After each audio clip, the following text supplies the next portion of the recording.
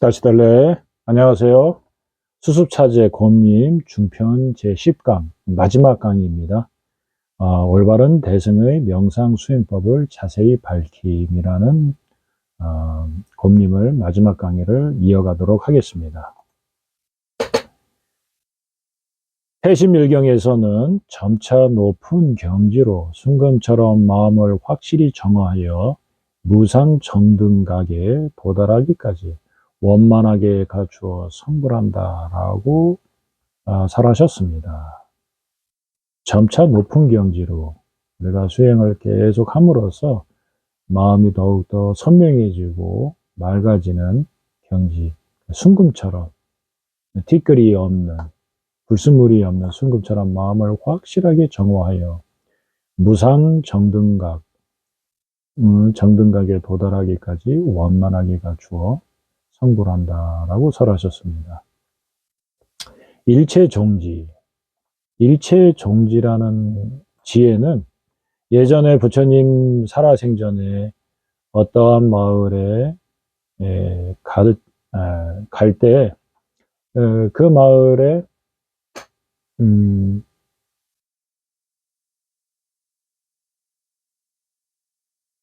그 마을에서 그 부처님을 테스트하기 위해서 시험하기 위해서 여러 종류의 씨앗들을 불에 태워서 재로 만들어서 부처님 앞에 갖다 놓았을 때 그것들이 정확하게 가려낼 수 있는지, 그런 씨앗들을 불에 태웠으면 재가 돼서 사실은 뭐 이게 어떤 나무의 씨앗인지 무슨 식물의 씨앗인지 알 수가 없겠죠. 근데 그것을 부처님께서는 일일이 다 가려내고 어느 지역에서 어떤 나무로 수량은 얼마, 나무 나이는 얼마인지 뭐 이런 것들에 세세하게 다 설명을 하셔가지고 그 지혜를 한번 보여주신 적이 있으셨습니다. 그래서 일체종지라고 하면 이게 씨앗 종자지 않습니까? 일체의 모든 씨앗을 다 아는 지혜. 그러니까 일체종지는 단박에 일체의 사물들을 다 꿰뚫어 볼 수 있는 지혜를 일체종지라고 합니다. 일체종지는 오로지 부처님만 안다고 하거든요.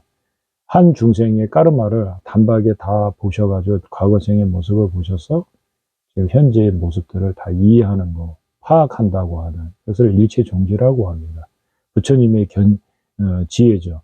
일체종지의 바다에 머무른다면 마치 여의주와 같이 모든 유정의 삶에 공덕을 쌓고 과거 서원의 과보를 받아 이루어지며 대자비의 자성을 갖추어 다양한 방편이 저절로 성취되며 무량한 화신으로 중생들의 소원을 남김없이 이루어 원만한 공덕을 남김없이 통달하며 습기와 더불어 모든 죄과의 허물을 소멸하여 중생계가 닿을 때까지 머물러 깨닫는 것과 함께 모든 공덕의 근원이신 부처님께 믿음을 일으키고 그 공덕을 완성하기 위해 스스로 전력을 다해 노력하도록 해야 합니다. 무량한 화신, 보신도 있습니다. 이 화신과 보신은 색신에 속하기 때문에 이 색신은 반드시 이타의 대자비심을 기반으로 해야만 갖출 수 있습니다. 부처님은 삼신, 법신, 보신, 화신을 갖춰야 부처가 이룰 수 있다고 티벳에서는 사신이라고 합니다. 법신, 보신, 화신, 자성신까지 얘기해서 이 사신을 갖춰야 부처의 경지에 올랐다고 합니다. 그래서 이 색신을 성취하는 방법과 원인은 반드시 대자비 이타심입니다. 이타심이 없다면은 이 방편의 수행이 없다면은 화신을 갖춰야 될 그 원인이 없는 거죠. 필요성을 못 느끼는 겁니다. 그래서 이 이 색신은 반드시 이타의 보리심을 기반으로 해야만 발생할 수 있기 때문에 저희가 이런 측면에서도 이타의 이 대자비심, 보리심은 반드시 필요한 겁니다. 부처의 경지를 이루고자 한다면. 그리고 여기 보면 습기라는 것은 과거에 내가 계속 해왔던 마음이나 행동, 마음의 생각, 사고, 작용이나 행동 양식들이 일정하게 형성되어 있는 습관들을 습기라고 할 수 있습니다. 거기에는 깨끗한 것도 있지만 약간 그렇지 못한 것들도 섞여 있기 때문에 이러한 습기는 어떠한 조건들을 만나게 되면 번뇌로 변하기 때문에 이것 또한 정화를 해야 됩니다.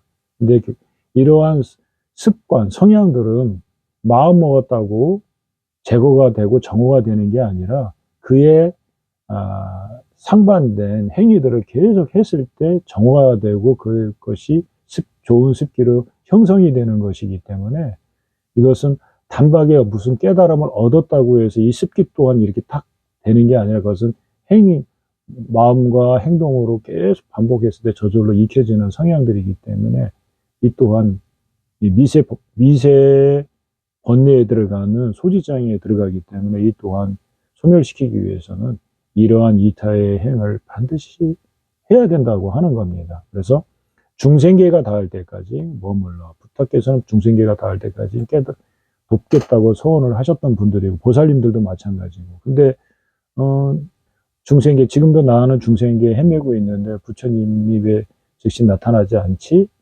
이렇게 생각할 수 있죠. 부처님이 계시더라도 과연 내가 부처님을 알아볼 수 있는 법안을 내가 갖고 있는지 자문해야 됩니다. 이런 예로 부처님께서 제세 시에 그 성선비구가 항상 부처님을 시봉하셨지만 성선비구는 자기의 허물로 인해서 부처님의 위대함을 파악하지 못했다고 합니다. 항상 옆에 계시지만 부처님 위대함을 그 특별함을 못 느꼈다고 하는 일화가 있거든요. 마찬가지로 반대로 생각하면 시공을 초월해서 멀리 있는 어떠한 부처님의 제자가 신심을 갖는다면은 시공을 초월해서 늘 뵐 수 있다고도 하는 겁니다. 예, 이런 것들은 오랜 수행을 통해서 이렇게 믿음과 헌신, 그 가르침에 충실히 따랐을 때 그런 것들이 더 크게 오는 것이기 때문에 이 부처님께 믿음을 일으킨다는 것이 처음에 쉬운 것 같아도 불법이 심오하기 때문에 조금 깊이 공부를 하게 되면 자기의 그 어떤 욕망들이 미세한 욕망, 가려져 있던 가면처럼 가려져 있던 가식으로 가려졌던 욕망들이 충돌이 올 때 이 믿음이 흔들릴 수가 있거든요. 나는 아직도 세속적으로 무언가를 더 하고 싶고 욕망을 즐기고 싶은데 부처님께서는 그걸 하지 말라고 그래야 자유롭다고 얘기했을 때 충돌이 계속 올 수 있거든요. 그래서 이 믿음은 처음 발심할 때만 필요한 게 아니라 중간도 필요하고 마지막까지도 믿음이 굉장히 필요합니다.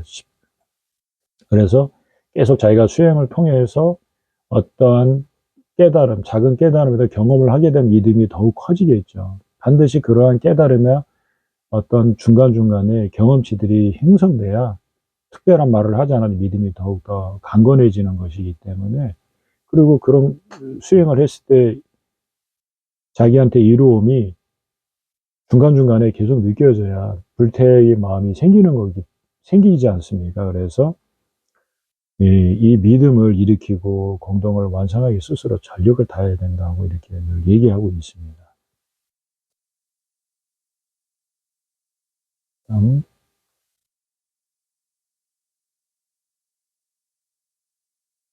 그러므로 세존께서 이와 같이 말씀하셨습니다. 일체의 종지는 자별을 근원으로 하여 생기고 보리심이라는 원인으로 해서 생기며 방편을 통해 원만구족하게 되는 것이다 라고 말씀하셨습니다. 현명한 이는 질투 같은 허물을 멀리하고 공덕 쌓는 것에는 만족함이 없는 바다와 같으니 잘 가려 듣고 훌륭한 말씀을 간직하여 백조가 환희 호수에서 우유를 취하는 것과 같네. 예, 현명한 이는 질투 같은 허물을 멀리하고 시기 질투, 공덕 쌓는 것에 만족함이 없는 바다와 같으니 잘 가려듣고 훈련한 말씀을 간직하여 백조가 환희 호수에서 우유를 취하는 것 같네. 환희의 호수, 환희지. 우유는 정수, 법의 정수, 이렇게 이해하시면 될 것 같습니다. 자, 그러므로 지혜로운 이는 편견과 혼란스러운 마음을 멀리 여의고 설령 어린아이의 말이라도 바르게 듣고 모두를 받아들일 뿐이네. 예, 이제 잘 가려서 어린아이가 얘기하더라도 그것이 진실하다면은 받아들이고, 그냥 그렇게 해야 된다고 하는 것입니다. 이와 같이 중도의 길을 설명하여 내 얻은 모든 복덕을 모든 중생을 위해 베푸나니 중간의 도를 얻게 하소서. 그래서 이와 같이 중도.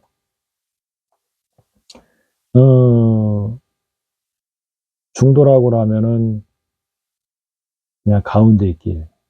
한문으로 보면 가운데 길. 이렇게 해석할 수 있는데, 있다, 없다, 있는 것도 아니고, 없다고 하는 것도 아니다라고 하는 그것을 제외한 것을 중도라고 합니다.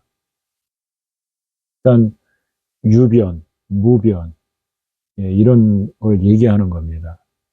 공성을 없다고 얘기하면 단변에 빠지는 거고, 있다고 얘기하면은 상변에 빠진다고 하거든요. 그래서 단변도 아니고 상변도 아닌 것을 중도라고 하는 겁니다.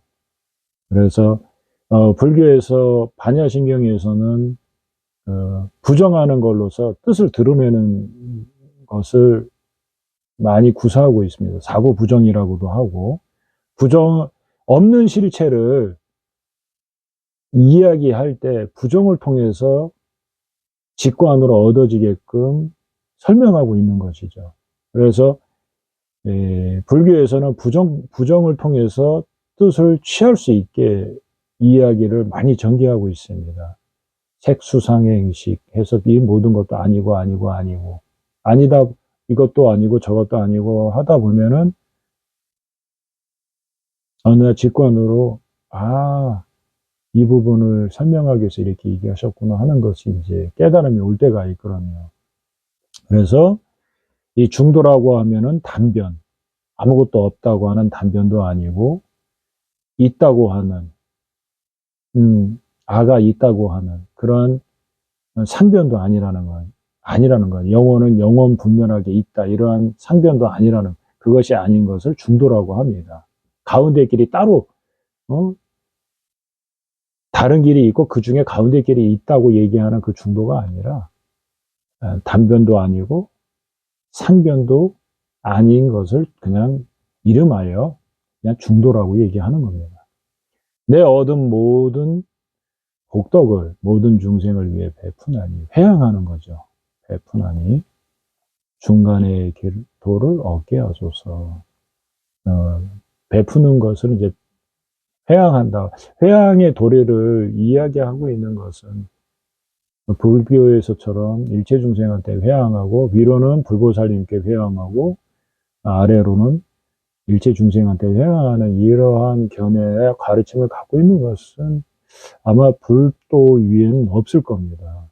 회양의 중요성을 이렇게, 회양이라는 것을 굉장히 불교에서는 잘 이야기하고 계시더라고요. 내가 오늘 이렇게 수행하고 했던 것들을 그냥 나 자신을 성숙시키는 것으로 저축하지 않고, 오늘 내가 수행해서 얻은 나의 공덕을 일체 중생, 위로는 불보살님께 공양 올리고 일체 중생에게 회양하게 되면, 내가 부처를 이루기 전까지는 그 수행했던 것이 사라지지 않는 거죠. 회양을 했기 때문에. 그래서 이 회양의 공덕을 깊이 생각한다면은 굉장히 휴한 가르침이더라고요.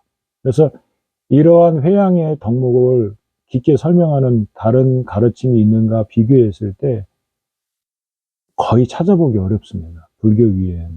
그래서 이 회양하는, 자기가 항상 수행하면은 그것을 자기 자신의 성숙한 데 만족하면서 있는 것이 아니라 즉시 회양을 하는 거죠. 그랬을 때 무량한 공덕으로 내가 부처가 이룰 때까지 그 자량이 계속 존재하는 거예요.